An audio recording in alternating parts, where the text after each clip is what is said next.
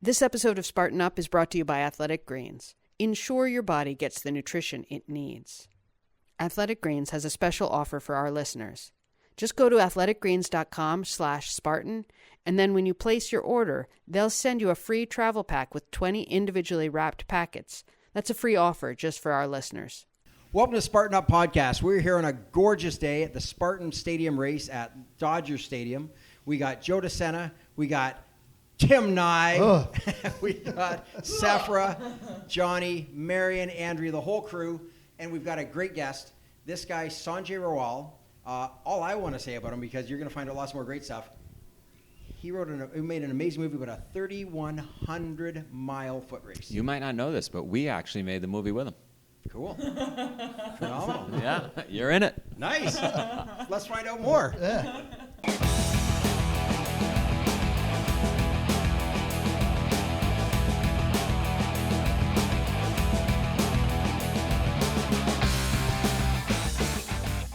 We are here for Spartan Up. We're at Dodger Stadium. I'm with Sanjay Rawal, my new buddy. So check this out. I grew up in Queens. Everybody knows my mother got into yoga, meditation, health food in the 70s. And at some point in our childhood, she introduces us to this race. What's the name of the race? The Transcendence Run. The Self-transcendence. 3,100-mile run. 3,100-mile run. And when I think about Spartan and I think about how we got here, that introduction, that event actually helped, even if it was behind the scenes in my subconscious, get this thing going called Spartan. You, out of the blue, a year or two ago, reached out to me.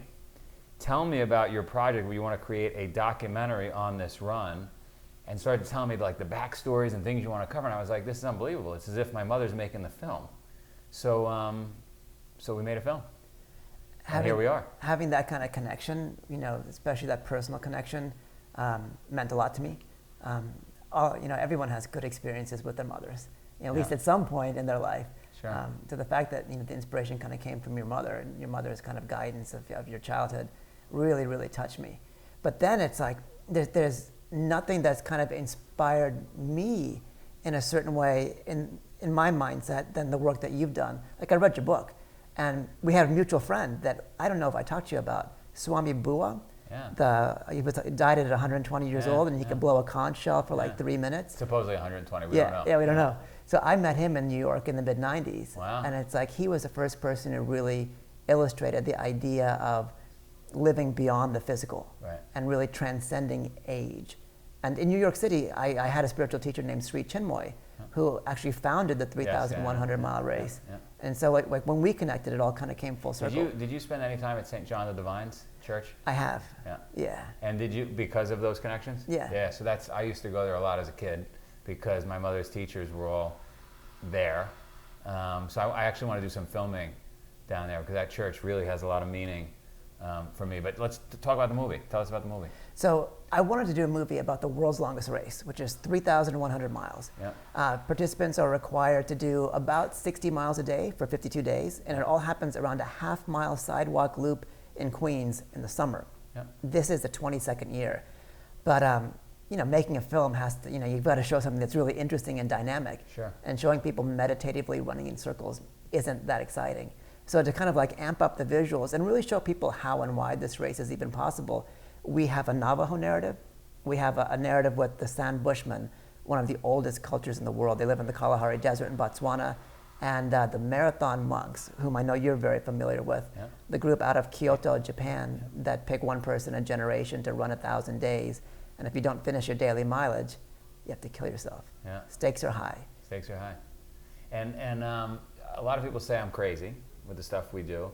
And I think, you know what, I'm not crazy. There's lots of rituals in religions, and as well as the ethical part of a religion or the metaphysical part of religion. And so we're just talking about this is like a modern day religion, what you're describing and what we have in the background here. It's true. What I learned from making this film, which took 3 years and took me around the world, was that the first form of prayer was with our feet. We hunted. It's like we followed animals, we tracked, we foraged, and it's a chicken and the egg thing. Did we develop spirituality around that practice, or was it because of spirituality that we were able to hunt and gather so well? I spent time with the Bushmen, who are one of the oldest living hunters and gatherers still practicing. And they feel like the cosmology of hunting and man's essential nature and woman's essential nature are tied together. So running, moving was the first way that we as human beings communicated with the divine. It was the first way that we actually generated inner progress and experienced transcendence. I think we lost a lot of that, and it's taken, races like the 3100, events and cultures like Spartan to remind humans of what we essentially are, physical beings connected to the divine through our bodies. So you don't think we're getting that same connection through the couch and the remote control? I guess if you're watching Spartan races all the time, you might get a little glimmer of that. But no, they even say, right, and you guys are proselytizers of this, that your metabolism when you're sitting is slower than when you're sleeping. It's death. And we as human beings, we were always on the move. And when we lose that, we lose our connection to Earth. And when we lose that, we lose our connection to the heavens. Yeah. So the movie comes out when? The movie comes out in theaters starting August 17th. We're going to have a rolling release through the Southwest, through all the great athletic cities. We're going to be at the Spartan World Championships in North Lake Tahoe at the end of September. Nice. Hit Chicago, New York, and there'll be full theatrical runs a week or two or three in each city. How hard was it to make the film? I got pneumonia on the very last day of shooting. It's like as soon as we wrapped, my body was like, okay, now it's time to get healthy again, and I'm going to lay you down. So it was really hard. The Bushman story in Botswana was one of the most challenging. The Bushmen have been hunting for 125,000 years, but about 20 years ago, the black Botswanan government discovered copper and other minerals on their ancestral territory, which is a desert. And that, it provided them a reason to exclude, to kick out the Bushmen, to stop them, to prevent them from hunting to the present day when hunting is illegal. And so we flew into Botswana, we sneaked into the country with a couple of Bushman guides who were willing to go on camera and show the ancestral persistence hunts, even at great risk. I mean, they could be thrown in jail. So we were basically evading park rangers, we were evading local government in order to capture a story that's kind of in its last chapter. So it doesn't exist anymore? It doesn't. Again, we've hunted. Describe one of those hunts. So traditionally, the only advantage that men and women had in the Sahara, I mean, like, look at us. It's like, you and I don't look like Neanderthals. We weren't 6'5", we're these little guys in the Sahara, competing against giraffe, wildebeest, lions, hyenas. We had no physical advantage. The advantage that we had was that we could carry water. Some people say it was endurance, but everything kind of had endurance. The advantage that we had was that we could carry water, and we didn't need to time our breath to our gait. If you're on 4 feet, it's like when you extend, you breathe in. When you push back, you breathe out. But we could breathe independently of our gait, so we could go long distances slowly. And so what the Bushmen and other cultures, way back when hunters and gatherers did, was they tried to exhaust animals. We knew where the watering holes were, and we could carry water. So you'd see an animal, let's say a kudu, like an African elk. You'd chase it away from water. It would go off at 30 miles an hour. There's no way you're gonna be able to follow it except by tracking. So you're tracking it. You locate its tracks. You go into the area that blocks it from the next watering hole. You chase it away. After 2 days, the animal can barely walk because it hasn't been drinking, whereas you and your hunters have been drinking. The Bushmen didn't have long-range weaponry. They had poison arrows that could shoot a distance of 12 feet. So you'd have to get 12 feet away from the animal, kill it with a poison arrow.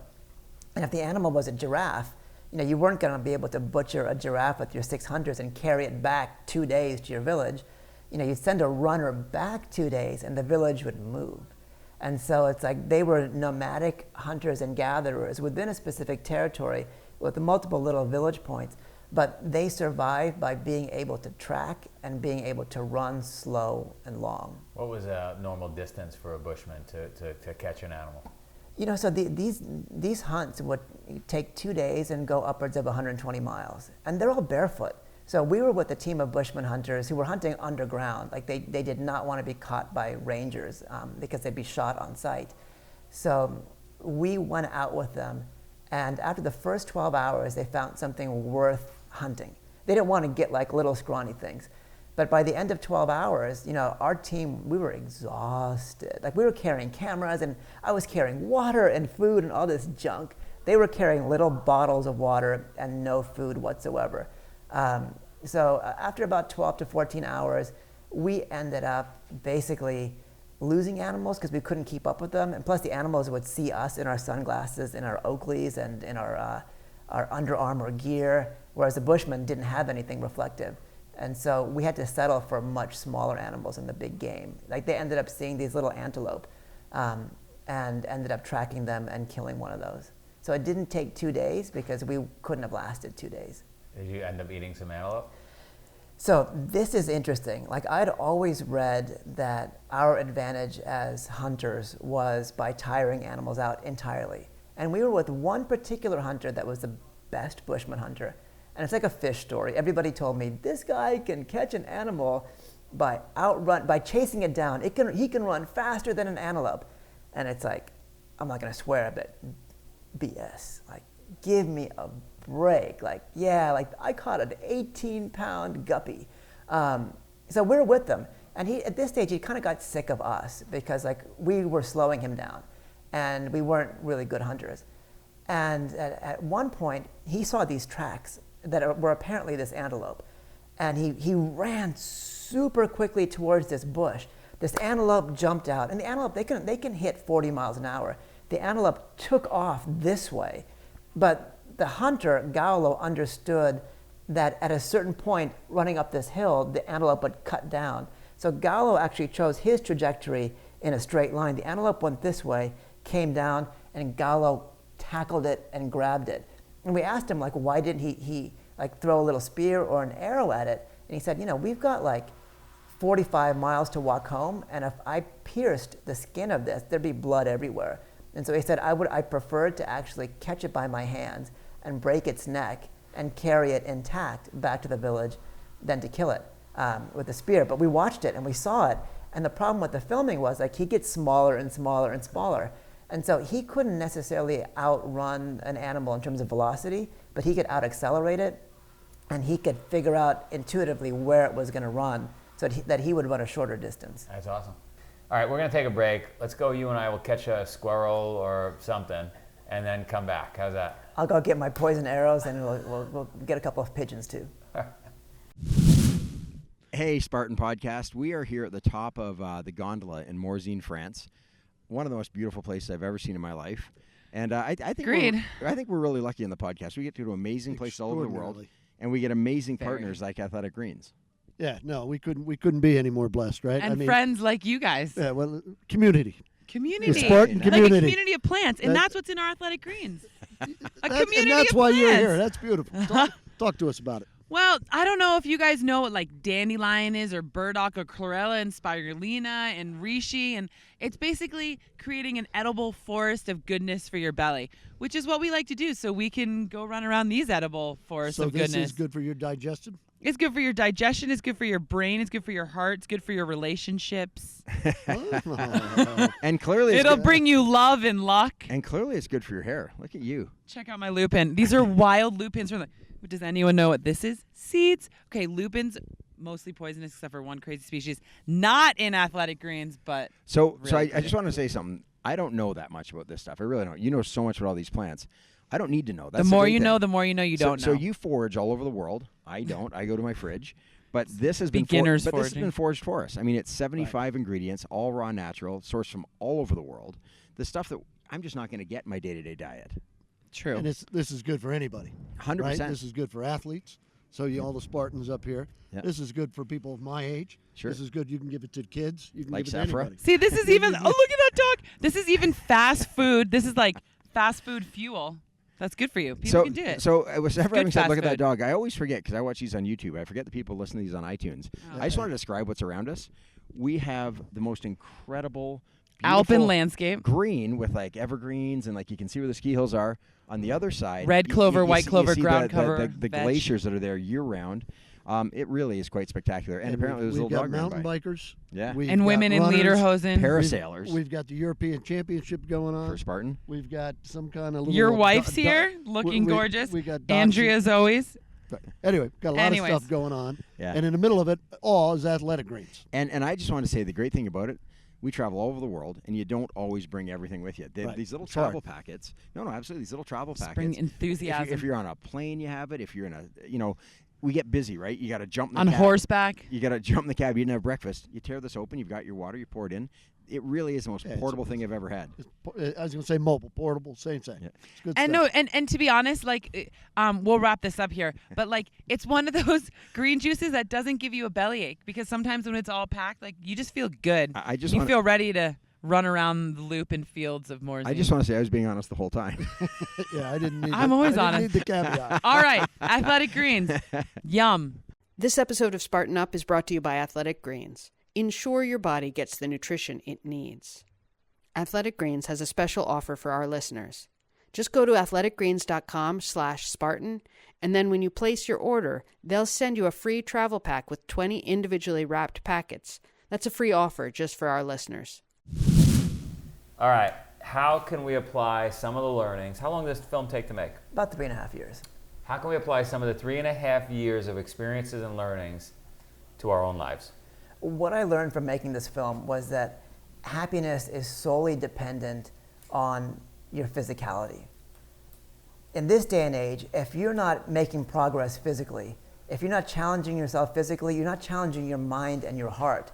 There's so few opportunities that we have being sedentary to really open our hearts up to higher energies and to higher learnings.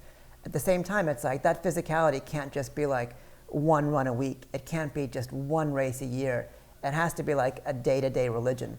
And I learned from this film that running, that hunting, that hiking, that moving was religion for human beings for millions of years. And we need to incorporate that aspect of physicality into our day-to-day lives. They all said I was crazy. Millions of years. Did you hear that? I'm telling you, it's like, you guys are called Spartan from a civilization that, 2,000 years ago. Yeah. They didn't come up with that philosophy on their own. It's like they came up with that philosophy based on people that they'd known about for 1,000 years, 2,000 years, 10,000 years. In fact, the lineage goes back 1 million, 2 million years. And it's something that I think we've only lost in the last couple of hundred. And it's like, I don't think we're really going to advance as a society and reach kind of levels of transcendence until we go back. People always like looking to the future, but if you don't understand what you've lost, you're never going to get to a full future. And I think that's what you guys represent. That's what you inspire in me and my filmmaking. And I saw that in all these cultures around the world as well. You and I are like the Flintstones, and we're going up against the Jetsons. Yeah, but it's like at the end of the day, it's like, if you're Norma or whatever the other Jetson characters are, and like a big mammoth stands in front of you, who do you want at your back? Do you want Fred Flintstone, or do you want Who would be Barney, and who I'm going to go with Fred. I'll be Fred. So we dove into the Bushmen. We dove into what people could do in their everyday lives. Let's go into the run itself. What learnings can we take? What'd you learn there? So not everybody can be a Bushman, right? You're born a Bushman. You're born a Navajo. It's like to choose to be a Japanese monk will take like a decade. But it's like there are some things you can do. You can push yourself physically through Spartan. The Self-transcendence 3,100-mile race gives you a similar experience. People from around the world come to Queens every summer to try to do 60 miles a day for 52 days, all around a half-mile loop. People say like that repetition would destroy my mind. I'd much rather run through the forest. But from the death race that if you know that you're going to have aid in certain places at certain times, you're able to separate yourself. If you know that you're able to have some consistency, you're able to separate yourself and go deep within. Or if the environment is totally beyond your control, you can do the same thing. So with the 3,100, people come to this block in Queens. And in order to reach that mileage of 60 miles a day for 52 days, I think they have to develop ways to actually get joy from the pain. Find enthusiasm, create enthusiasm. I like to fake it. You'll smile through it. You crack jokes. Military, you use humor. Spartans use humor to get through the tough times. And one of the main characters in the film is a Finnish paperboy. And he set the record at the 3,100 at 77 miles a day in 40 days. he works in a very Spartan job. He delivers papers, and he's done that for the last 20 years, 12 hours a day on his feet, delivering papers in the middle of the night in Finland, and that's his training.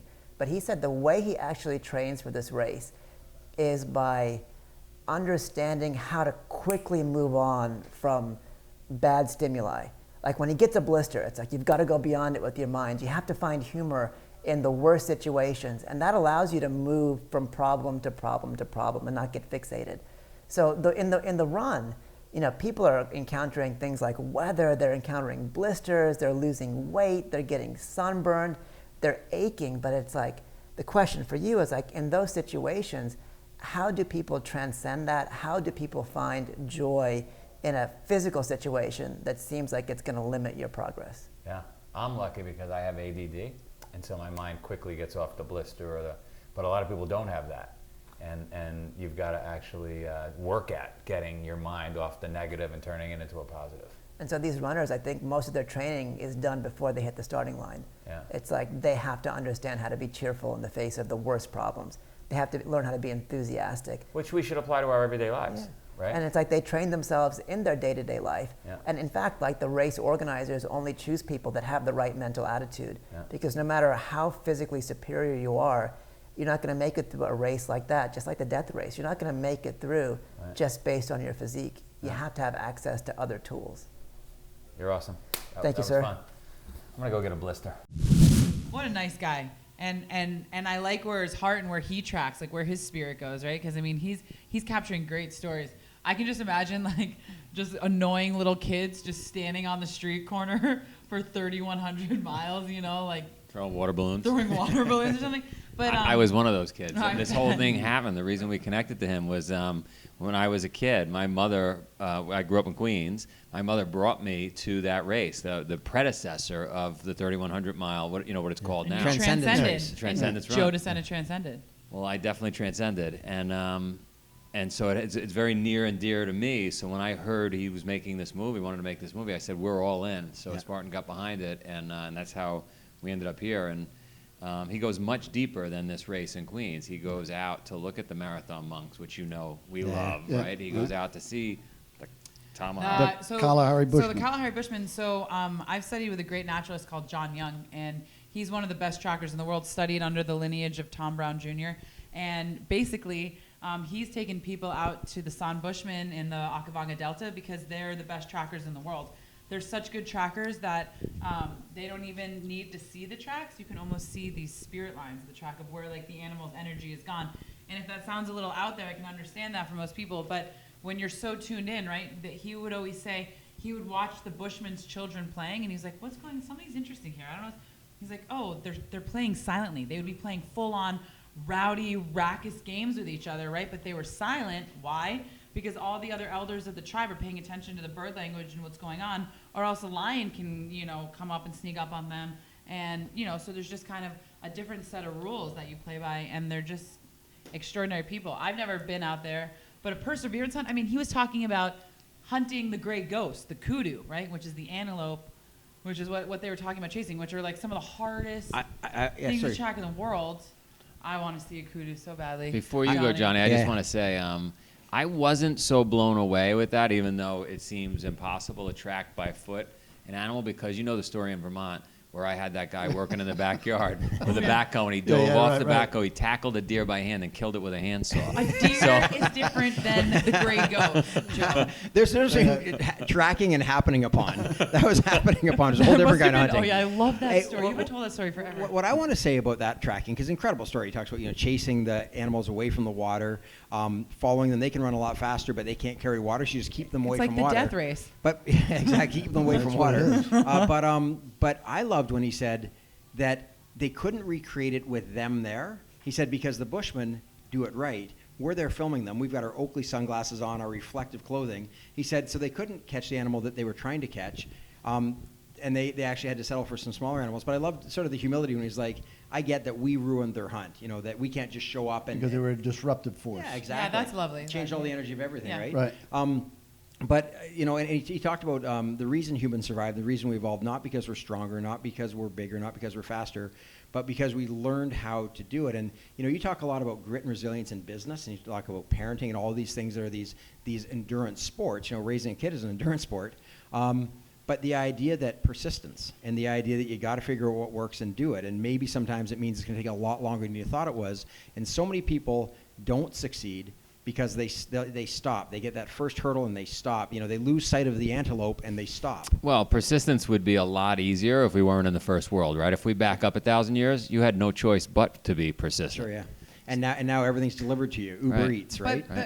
But the smart part about that is you said that they wouldn't catch the antelope, but he said what they did was he went 90-degree angle to it, right? Because he knew that it was going to come, but then it was going to come back around, right? So in business, if you can have, we're talking about the long odds or the long game of it, if you can see, it's going to be a difficult part, but at some point it pivots and be prepared for that at that end, then maybe you win the day and you get the gray ghost. So regardless of your environment, learn how to read the signs. Yeah. Or as Wayne Gretzky, the Canadian, would say. Yeah, he talked about religion. I thought that was interesting. Good point, Marion. Wait, what about Wayne Gretzky? Say Wayne Gretzky first, Johnny. Or as Wayne Gretzky, the great Canadian, would say, don't go to where the puck is. Right, where it's going. Figure out where the puck's going to go and go there. Right. Yeah. What were you talking But Joe, about? you were talking about religion and the idea about how that changes. Yeah, like for me, right, religion, I got really focused on the rituals, but he was talking about the first real religion was run with our feet. Right, and get out there and get still in a sense, even though you're moving. That was a religious experience, and so I thought that was interesting. I think it's probably fair to say, from an anthropology standpoint, that the further we moved away from nature, when we became settlers and farmers rather than hunter-gatherers, we had to start creating stories, because you didn't need a story when you got up every day and went looking for that animal and everything else, right? So, recorded history is when as far back as we know there was religion. And so, there's something to be said for that. Religion is in the woods. Well, you don't need entertainment. Sure, that's when right. you're trying to survive. Yep. Well, that is entertaining. I don't know. I've never had to survive. Unless you're really hungry and when you you're can't catch the animal. tracking, and you were talking about thousands of years ago, you're talking about you have to stay singularly focused on that tracking, so you don't need entertainment and distraction. There's your meditation right there. That is it right there. Yeah, you're meditating on finding that. Yeah. Well, yeah, and to your point, to bring it back to seeds for a second, is when we went from hunter-gatherers to agricultural societies, it was because we were able to take teosinte and make it into corn or maize that you can harvest. It's when you can get those seeds that were able to produce enough food that you were able to be stay in one place. Mm-hmm. And when you were able to have the food that could provide for enough of a civilization, that's when you have the luxury to spend more time with music, spend more time with art, spend more time with storytelling. And so it's all Spend more time doing Spartan races at Dodger Stadium. Spartan races doing Dodger Stadium, yeah. But I think he's got a great eye. He's got a great vision. We're all really excited to see the movie. Yep. And come see us at Spartan.com/podcast. Check us out on YouTube, sign up, and toodles. This episode of Spartan Up is brought to you by Athletic Greens. Ensure your body gets the nutrition it needs. Athletic Greens has a special offer for our listeners. Just go to athleticgreens.com/Spartan, and then when you place your order, they'll send you a free travel pack with 20 individually wrapped packets. That's a free offer just for our listeners. Thanks for listening to another epic story of success. If you like our show, be sure to tell your friends about it. We want to hear from you. Just leave us a comment below if you're watching on YouTube, or if you're listening, go to Twitter and find us at Spartan Up Pod or Instagram at Spartan Up Podcast, and let us know what you think. Then go subscribe on iTunes, YouTube, Stitcher, Spotify, wherever you listen to our show. Spartan Up is brought to you by Spartan Race. To find a race near you, visit Spartan.com.